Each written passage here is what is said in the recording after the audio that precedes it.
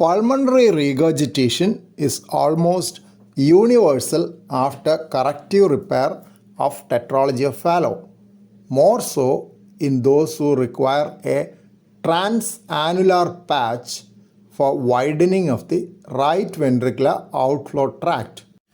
Hence, an early diastolic murmur along the left sternal edge following repair of tetralogy of Fallot is most often due to pulmonary regurgitation.